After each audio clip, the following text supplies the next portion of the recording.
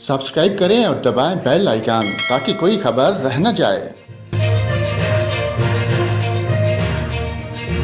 और नाज़रीन, आपको बताएं, अक़वाम मुत्तहिदा के global information early warning system की रिपोर्ट के मुताबिक पाकिस्तान में इस साल भी शदीद बारिशों और सैलाब का खतरा है।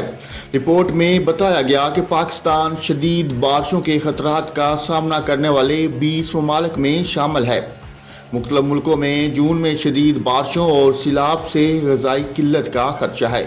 गुज़श्ता साल 53 ममालिक में 22 करोड़ 20 लाख अफराद को ग़िज़ाई किल्लत का सामना करना पड़ा था। अक़वाम मुत्तहिदा की रिपोर्ट के मुताबिक पाकिस्तान के अलावा अफ़गानिस्तान, ईरान, ताजिकिस्तान, तुर्कमेनिस्तान और तुर्किया में भी शदीद बारिशों का खतरा है।